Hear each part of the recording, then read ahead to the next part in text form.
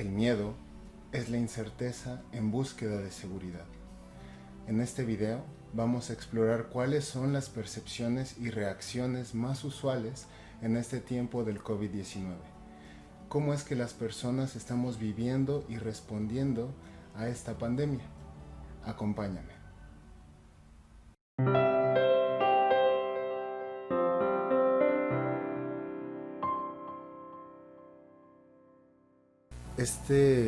Esta presentación se basa en dos fuentes bibliográficas. La primera es un libro en el que colabora el doctor Giorgio Nardone que se llama El virus de la paura.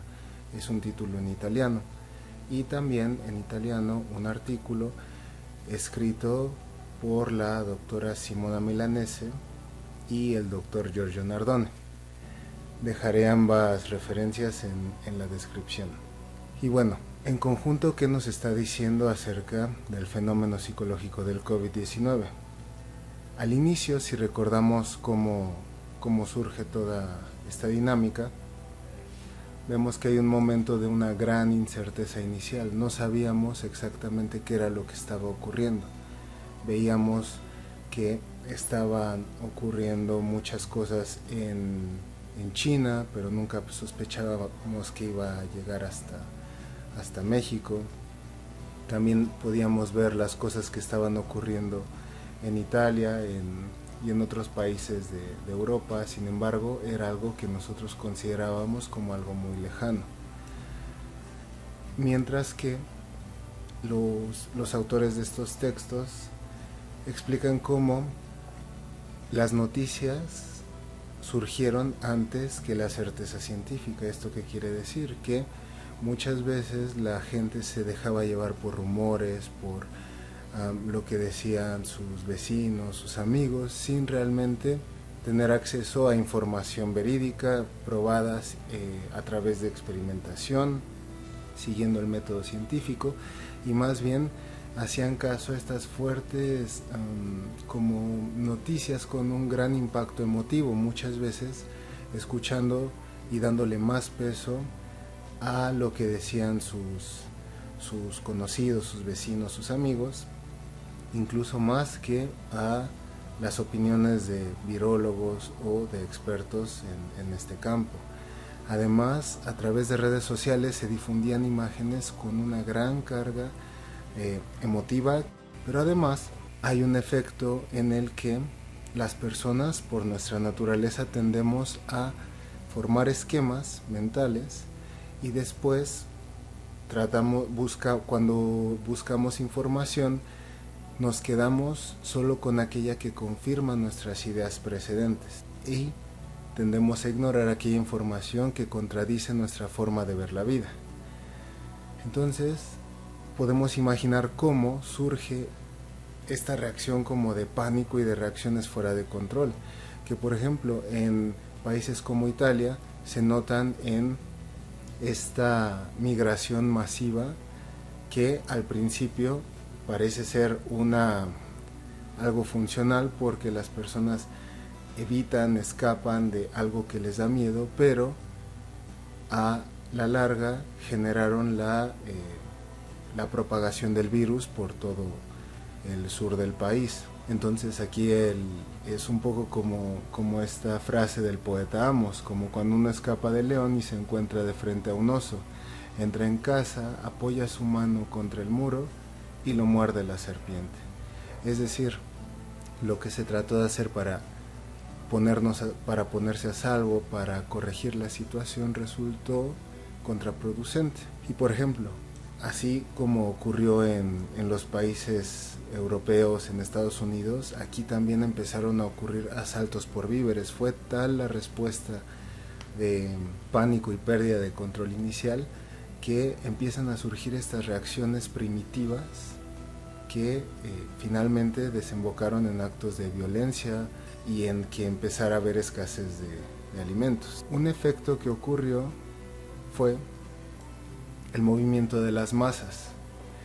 Cómo es que tenemos el efecto masa generó un contagio emotivo en el que alguien con miedo puede contagiar a las demás personas con su miedo. y entonces muchas personas sintiendo miedo contagian este miedo a sus familias, a su gente cercana, y resulta que se forma este efecto masa en el que las personas tenemos respuestas que antes no hubiéramos anticipado. Y entonces, particularmente dentro del ámbito psicológico, aquí hay que hacer una distinción porque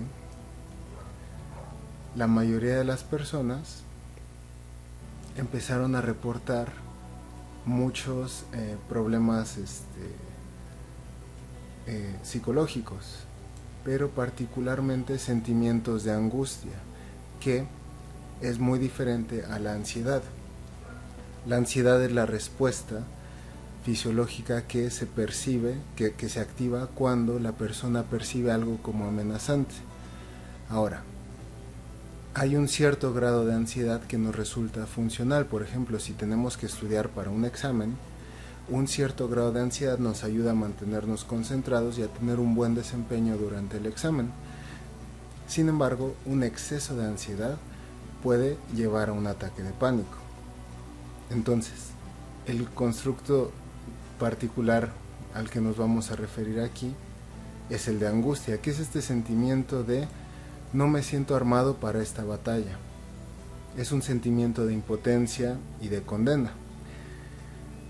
Y el estado de ansiedad se mantiene por algunas soluciones intentadas. Las soluciones intentadas en el ámbito en el que estamos se refiere a todo aquello que hacemos para tratar de resolver un problema y que sigue usualmente el sentido común, pero que nos regresa un efecto de empeorar la situación. Entonces, lo que las personas están haciendo, que parece que de inicio parece algo bueno para ayudarlas a tranquilizarse, resulta que las está hundiendo más en este sentimiento de angustia. Y ello es que se la pasan hablando todo el tiempo acerca de este tema. O también están buscando constantemente información, teniendo esta como idea de que mientras más me informo, mientras más sé, mejor preparado puedo estar. Sin embargo, esto a la larga las empieza a angustiar cada vez más. Una tercera solución intentada es tratar de escapar, ya sea físicamente o tratar de expulsar el pensamiento, tratar de no pensar. Pero como ya se sabe desde la antigüedad, tratar de no pensar en algo es estarlo pensando al doble. Este estado de angustia lo que está generando particularmente son estas 4 posibilidades. La primera es que puede despertar un trastorno anterior, es decir, alguien que por ejemplo antes de esta experiencia con el COVID tenía una depresión, es muy probable que en esta circunstancia regrese esa depresión. Una segunda posibilidad es que se genere un trastorno nuevo. Por ejemplo, que a partir de la situación del COVID alguien empiece a desarrollar un trastorno obsesivo compulsivo de la limpieza, ¿no? O rituales protectores en contra de el virus o de la suciedad. Entonces vemos cómo el tema que desencadena el nuevo trastorno es la situación del COVID como tal. También puede surgir una angustia preventiva, es decir, las personas pueden vivir constantemente o todo el tiempo en este estado de angustia. O uno que es muy interesante es el de que se intensifican los rasgos de carácter. Es decir, ante algo que tenía miedo, alguien de por sí tenía la tendencia a evitar, pues en esta situación va a evitar muchísimo más. Si alguien era aquel que tenía la necesidad de controlar, de vigilar las cosas, de vigilar los procedimientos, pues en esta situación va a controlar muchísimo más. Este rasgo es muy importante porque, como vamos a ver un poco más adelante, imaginemos el potencial que existe ahora para que surjan conflictos. Y entonces, ¿cómo podemos resolver o ayudar a disminuir este sentimiento de angustia? Estos solo son algunos consejos, pero no sustituyen la atención de un psicoterapeuta profesional. Entonces, vimos que las soluciones intentadas que empeoran la situación son estar hablando constantemente de este tema, buscar información de modo sin algún tipo de control o tratar de escapar. Y entonces la solución funcional consiste en dejar un espacio determinado para que la emoción fluya. La lógica que se debe usar es aquella de dejar de cantar la emoción, no tratar de controlar el miedo, más bien dejarla fluir, eso sí, en un espacio delimitado. Y entonces la recomendación es fijar un espacio de 20 minutos a media hora en la cual se puede hablar de este tema que genera angustia. Esto después de varios días es como si les pusiera una película de miedo. Si la ven un día se asustan, al día siguiente se asustan un poquito menos, al día siguiente se asustan un poquito menos, al día siguiente un poquito menos, y así hasta que gradualmente el efecto va disminuyendo, el efecto de aquello que les generaba miedo. Otra cosa muy importante es tener a alguien que sea capaz de escuchar, pero solo como un acto de contención, sin tratar de consolar. Porque, ¿qué ocurre cuando tú tratas de consolar a alguien que ya de por sí está triste, que ya de por sí tiene miedo, y tú le dices, no pasa nada? Con la mejor de las intenciones, muchas veces llegan los peores efectos. Entonces, cuanto más tratamos de consolar a alguien que ya está en este estado de angustia, más hacemos crecer la angustia. Entonces, en este espacio, la persona que escucha únicamente se dedica a eso, a escuchar en religioso silencio, permitiéndole a la persona que está en el estado de angustia dejar fluir sus sentimientos, su emoción. Otro de las recomendaciones sería evitar estar hablando de este tema todo el tiempo, porque como ya vimos, el miedo se contagia. Y si alguien que tiene miedo empieza a hablar y hablar y hablar y hablar, suele, además de incrementar su miedo, contagiárselo a los demás. Del mismo modo, una indicación muy importante sería la de evitar la búsqueda de información. Muy importante, la búsqueda de información tiene que ser selectiva, de fuentes confiables, de fuentes con algún fundamento científico. No basta solamente y no se recomienda confiar únicamente en lo que se ve, por ejemplo, en redes sociales. Este tema es muy importante. ¿Cuáles están siendo las percepciones y reacciones más usuales que se están encontrando en el ámbito clínico? Básicamente se encuentran, al menos los autores del Milanese y Nardone reportan estos tipos de reacciones. La persona hipocondríaca, que constantemente está automonitoreándose porque está convencido de que probablemente ya se contagió. Entonces, como tengo miedo a contagiarme, estoy revisándome constantemente, estoy preocupado, buscando que me den seguridad, hablando del problema. Lo curioso es que se pueden hacer algún estudio médico, pero están tan convencidos, se convencen a ellos mismos de que si el estudio no reveló que estaban enfermos, muy probablemente fue porque el estudio se hizo mal, ¿ok? Y continúan en su búsqueda de alguien que pueda decirles, confirmarles si están enfermos o no. Como les mencioné, dijimos que los rasgos de carácter se están intensificando, de modo que las personas que de por sí controlaban ahora van a controlar mucho más. Y entonces, ante esta situación de incertidumbre, el controlador está tratando desesperadamente de retomar el control perdido.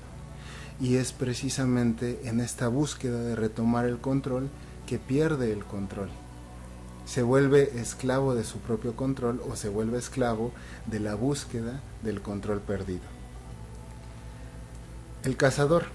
El cazador es aquella persona que tiene una mezcla de miedo con enojo.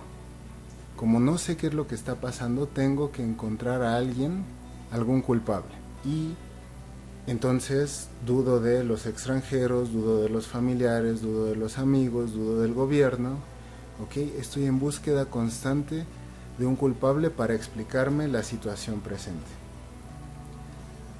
También tenemos al paranoico complotista, que al sentir también esta mezcla entre miedo y enojo, se defiende preventivamente y de un modo exagerado. ¿Ok? Entonces, ya sea que me siento amenazado y doy un paso atrás para defenderme, o me siento amenazado y ataco.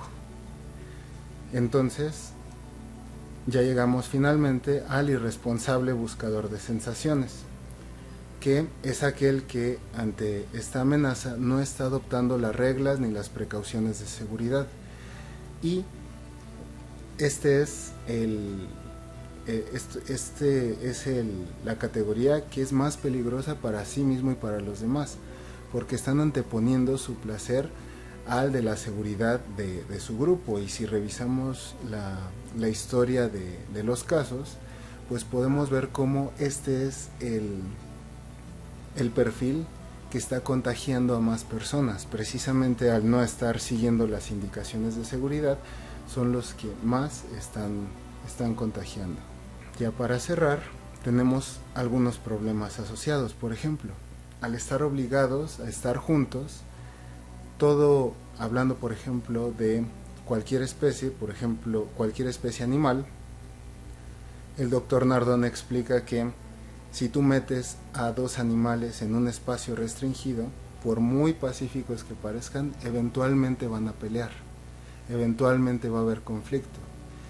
Entonces podemos imaginar, con este efecto de los rasgos de carácter intensificados, metiéndonos a todos, estando todos en un confinamiento, en una cuarentena, inevitablemente va a haber agresiones.